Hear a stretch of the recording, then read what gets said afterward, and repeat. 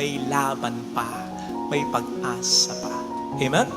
1 Thessalonians 5 verse 17. Ang sabi doon, pray without ceasing. Sabi ni St. Paul, huwag kang titigil sa pagdarasal. Bakit? Para kumilos ang Diyos? Minsan na-imagine natin yun eh.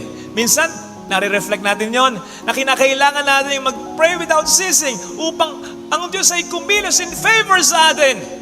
Kahit naman hindi tayo magdasal, ang Diyos ay kikilos. Ako at ang Ama ay patuloy sa paggawa. Sabi yan ng Panginoon, ano pang gagawin niya kundi para sa putihan natin? Bakit tayo mag-pray without ceasing? Upang ang Diyos ay manalo sa demonyo, sa pakikipaglaban para sa atin. Kahit hindi tayo magdasal, ang Diyos ay mananalo para sa kabutihan natin. And so yung praying without ceasing na yan, hindi para sa Diyos, kundi para sa atin yan. Ang sinasabi ni St. Paul dyan, do not stop believing. Kapit lang, laban lang, dasal lang, sapagkat ang Diyos ay may ginagawang paraan. May ginagawa siyang paraan in the first place upang iiwas ka sa problema yan. May ginagawa siyang paraan upang malampasan mo yan. May ginagawa siyang paraan upang magdulot pa rin sa iyo ng kabutihan, maging ang problema yan. And so He is there before, during, and even after your problems, for He is Lord and King in every time, in every way, in everywhere, in every matter of your life.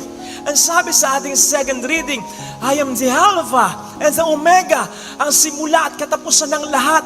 Sakop niya ang lahat sa buhay mo. Walang mangyayari sa buhay mo na hindi conscious o hindi aware ang Panginoon dito.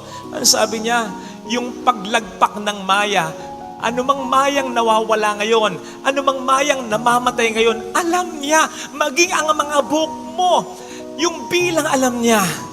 Alam niya ang pinagdaraanan mo, alam niya ang problema mo, pati ang mga pangit na nangyayari sa buhay mo at sa pamilya mo. Kung ito ay sakop niya, hindi kaya siya gagawa ng paraan upang ito ay mapaganda at maayos pa. Kapatid, basta huwag kang mawawala ng pag-asa. Ang tanging role talaga natin, gawin kung anong makakaya natin.